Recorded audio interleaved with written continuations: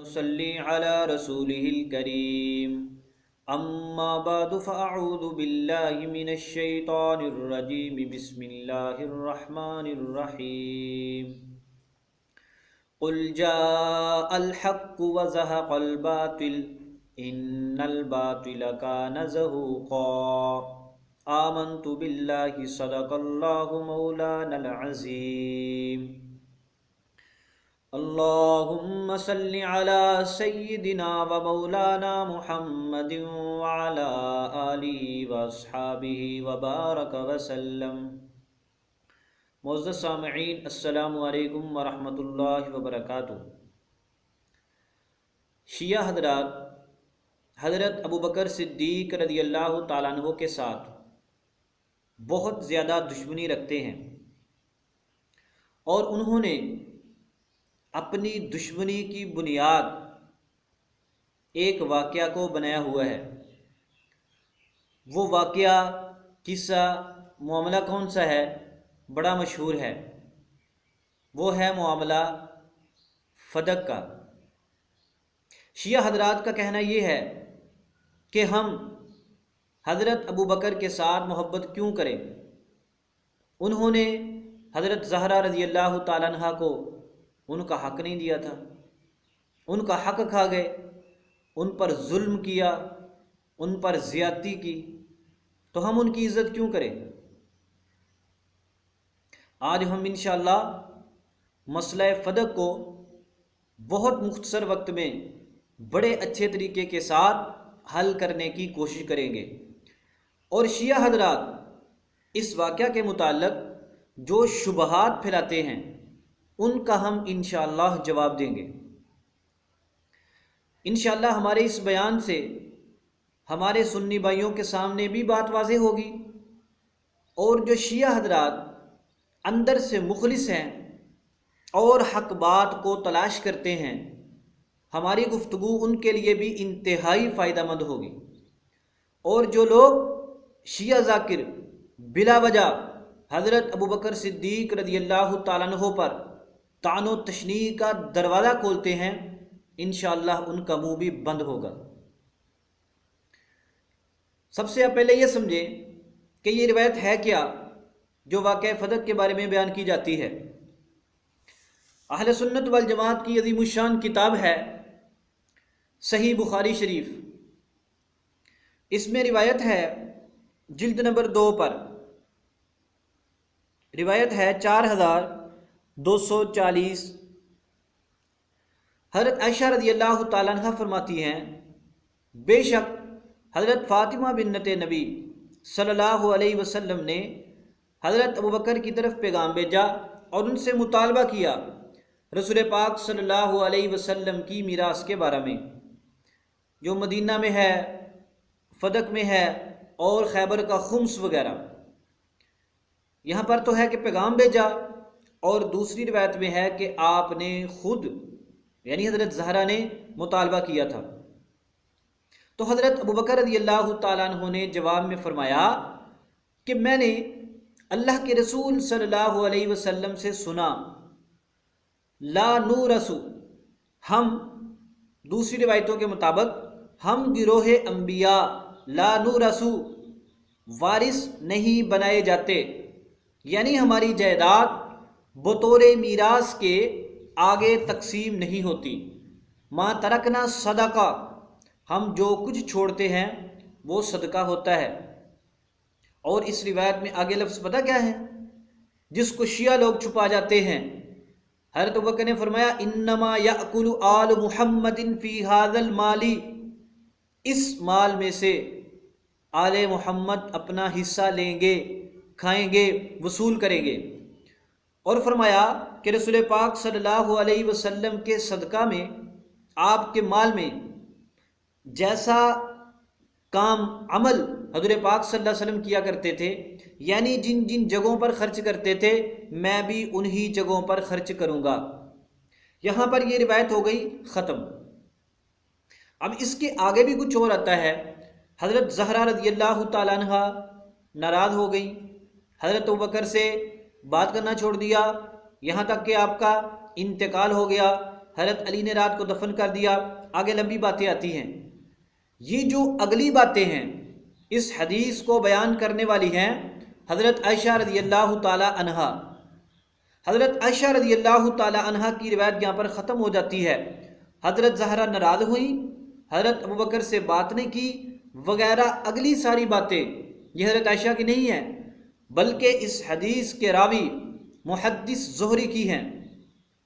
اس پر ہم الگ سے بیان کر بھی چکے ہیں، آپ اس کو سماعت فرمائیں۔ ہم اس کے متعلق آپ کی خدمت میں صرف ایک بات عرض کریں گے کہ یہی روایت حضرت امام بخاری رحمۃ اللہ علیہ نے اپنی کتاب صحیح بخاری میں کتاب الفرائض کے شروع میں بھی نقل کی ہے۔ وہاں پر اس روایت کے آخر میں پتہ کیا لفظ آتے ہیں؟ حضرت ابوبکر نے فرمایا کہ میں آپ صلی اللہ علیہ وسلم کی جائیداد میں وہی عمل کروں گا جو آپ صلی اللہ علیہ وسلم کیا کرتے تھے۔ آگے ہے قولا، اس نے کہا، کس نے کہا؟ اب قولا یہ مذکر کا صیغہ ہے، روایت بیان کرنے والی حضرت عائشہ ہیں، آپ عورت ہیں، یقیناً اس قولا کا فاعل کوئی مرد راوی ہے پیچھے والا، حضرت عائشہ تو ہو نہیں سکتی ورنہ یہاں پر قالت آتا۔ تو یہ قولا یہ کس کا جملہ ہے؟ یہ محدث زہری کی عادت ہے حدیث بیان کرنے کے بعد یا حدیث بیان کرنے کے ساتھ اپنی طرف سے چند جملوں کا اضافہ کر دینا، اس کو محدثین کی اصطلاح میں ادراج کہتے ہیں۔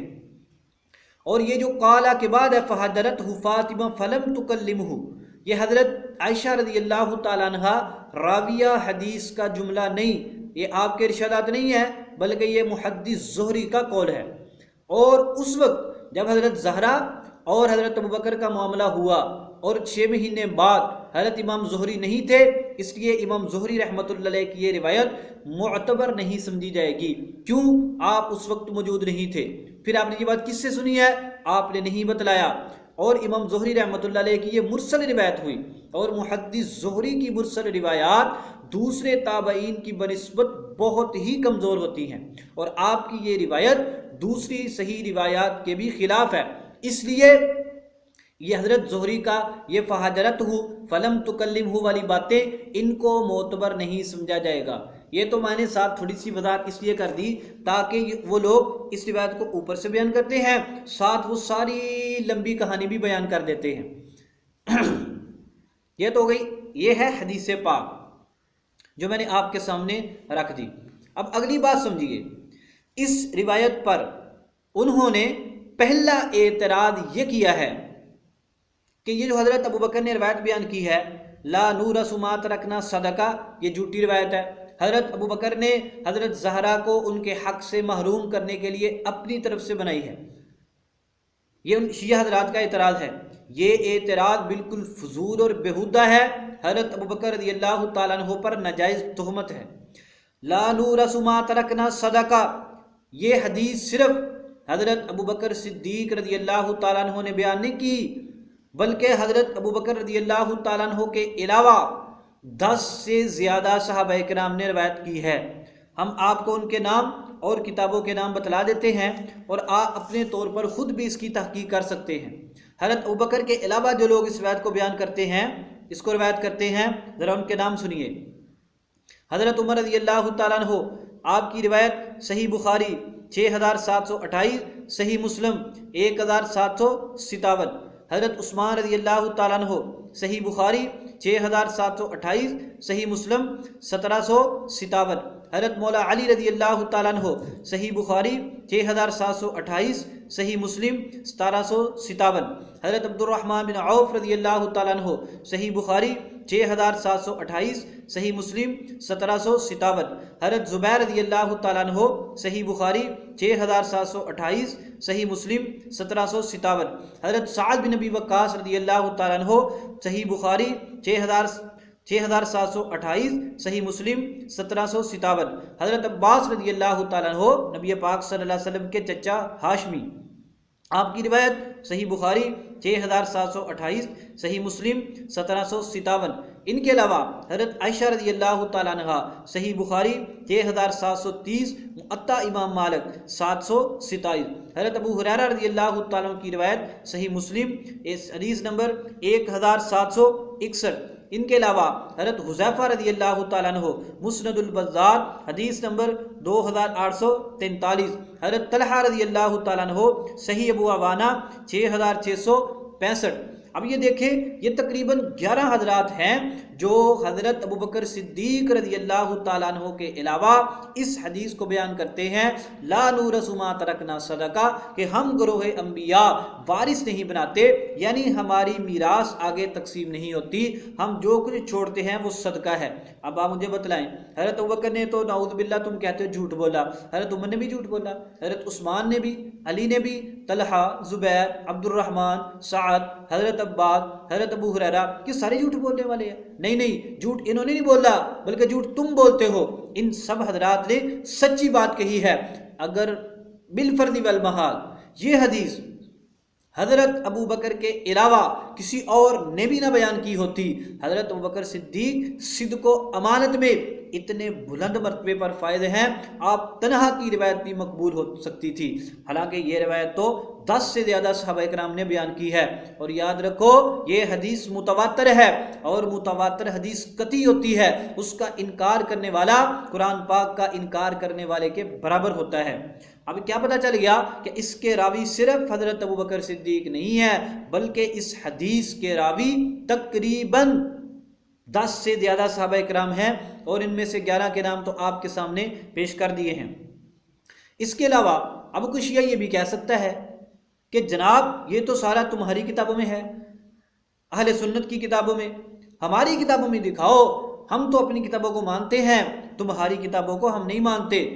تو ان کی خدمت میں عرض ہے، سنیے، تم ماننے والے بنو، ہم تمہاری کتاب سے بھی دکھا دیتے ہیں۔ شیعہ کی موت پر کتاب اصول کافی، باب ثواب العالم والمتعلم، جلد نمبر 1 صفحہ نمبر 34 پر حدیث موجود ہے۔ حضرت امام جعفر صادق رحمہ اللہ فرماتے ہیں، قال النبی صلی اللہ علیہ وسلم، رسول پاک صلی اللہ علیہ وسلم نے ارشاد فرمایا، کیا؟ ان العلماء ورثۃ الانبیاء، بے شک علماء انبیاء کے وارث ہیں، پہلی بات۔ نمبر 2، ان الانبیاء لم یورثوا دینارا ولا درہما، انبیاء بطور میراث کے دینار اور درہم نہیں چھوڑتے۔ دیکھو دو بات پہ غور کرو، علماء انبیاء کے وارث ہیں، انبیاء کی میراث درہم و دنانی نہیں ہوتی، ولیکن ورثوا العلم، وہ بطور وراثت کے علم کو چھوڑتے ہیں۔ یہ حدیث کتنی واضح ہے۔ اہل تشیع کی کتاب اصول کافی میں حضرت امام جعفر صادق علیہ الرحمہ کے حوالے سے نبی پاک صلی اللہ علیہ وسلم کو انہوں نے ارشاد نقل کیا ہے، علماء انبیاء کے وارث ہیں، یعنی انبیاء کی وراثت علمی ہوتی ہے۔ اگر لم یورثوا دینارا ولا درہما، انبیاء کی میراث درہم و دنانیر نہیں ہوتی۔ تو جو بات حضرت ابوبکر نے دوسرے صحابہ نے کہی تھی دوسرے الفاظ میں، وہی بات حضرت امام جعفر صادق رحمۃ اللہ علیہ نے بھی روایت کر دی ہے۔ اور اس سے کیا پتہ چلا کہ انبیاء کی میراث علم ہے، انبیاء کی میراث درہم و دنانیر نہیں ہے۔